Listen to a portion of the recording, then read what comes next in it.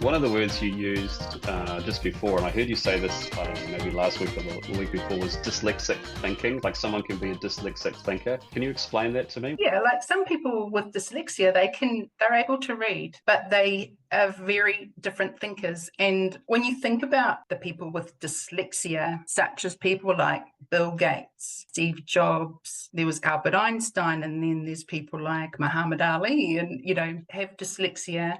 What we find is a lot of people like that, they just have this amazing different way of thinking, which is what this is all about, I guess. Hmm. People without dyslexia or neurodiverse condition, we just labeled as neurotypical.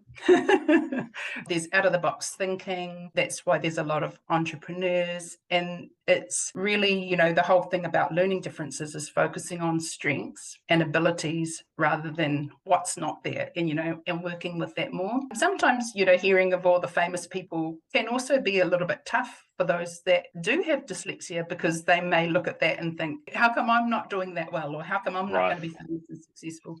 So it has its good and bads. Yeah. One of the takeaways for me is if I had dyslexia or perhaps someone in my family did, there's some really amazing people that you can look up to. You don't need to feel bad that you're not, a billionaire like Richard Branson. Obviously, no, not everyone is going to be that, but there are some amazing people out there that you can look up to as kind of heroes or inspiration. Possibilities are endless. Yeah. So really aspirational, and it's all possible because of the different way of thinking. And then leveraging those strengths so that you can do great things or do a job that no one else can do or work in a way that other people can't. Yeah, and I think that's where, even like in an education environment, even in a work environment where you are, if you're focusing on people's strengths and utilizing those strengths, use people for their strengths and take advantage of that. And you'll also see people will blossom as well, because usually the things that they're good at are the things they enjoy. So Right. So next on our list is this one here. Can you share some examples of how learning differences may present themselves in adult learners? one thing for an educator is you'll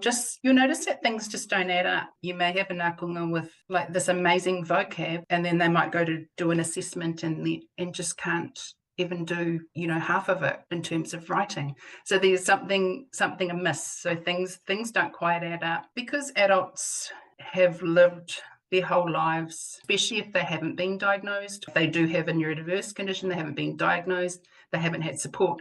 They've lived their whole lives like this, so they've developed a lot of avoidance strategies. So you may notice little things like, I think I'll do that later. I'll take it home and do it. Oh, I forgot my glasses today. There's just little excuses or things that will pop up regularly. In my younger akunga, I'd find a lot of behavioural issues, and then what would come with that was attendance issues, which would become quite noticeable. So, it's like they want to be there to learn, but it's so hard that they will find ways to get out of it. And if that's behaving badly, and we hear about it a lot in schools as well, that's what they'll do to get away from it. Because when you think about it, you might be having an assessment. If that's just a big nightmare for you and it causes you so much stress, anxiety, all the emotional stuff that comes with it, you're going to run a mile, and that's what happens. And that's why I think as educators learning a little bit more, we may be able to turn that around. Yeah, and a lot of it is about getting to know our akunga and what's happening there. Yeah. So I guess, for a lot of people, being able to identify it as early as possible is one thing, but also maybe the flip side to that is not jumping to conclusions too quickly. Just because you see one of those things doesn't necessarily mean that somebody's dyslexic or has, like a learning difference, but it's like Yeah. a collection of things together that kind of sends up a signal to you that says, hey, look, we might need to investigate this a bit more. Is it something like that? Yeah, definitely. And I think that's where, the starting point for an educator is really a little bit of awareness.